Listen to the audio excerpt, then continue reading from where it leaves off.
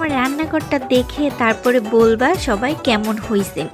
রান্না করার জন্য সব কিছু রেডি করে নিয়ে আসছি। এখানে অনেক কিছু রান্না হবে। আর আজকে খিচুড়ি রান্না হবে, আমের চাটনি হবে, তারপরে হাঁসের মাংস ভুনা হবে, আর অনেক কিছু।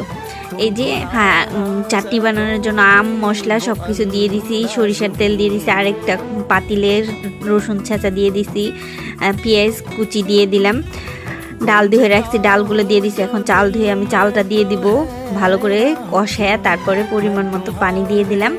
এখানে আমার আমের চাটনিটা হয়ে গেছে, খুব সুন্দর কালার হয়েছে, খেতেও কিন্তু দারুণ হয়েছিল। পেঁয়াজ দিয়ে দিছি গরম তেলে, হলুদের গুঁড়া, মরিচের গুঁড়া, এগুলো সব কিছু দিয়ে আদা রসুন বাটা টাটা দিয়ে তারপরে এই যে গাছ থেকে তাজা তাজা মরিচ ছিঁড়ে নিয়ে আসলাম, কারণ খিচুড়িতে দিতে হবে। তো খিচুড়িতে দিয়ে দিলাম নাড়াচাড়া দিয়ে। এখন খিচুড়িটা দমে দিয়ে দিছি। দেখো আমাদের জবা গাছে কত সুন্দর জবা ফুল ফুটছে, আর এই ফুলটার নাম আমি জানি না, অবশ্যই বলবা।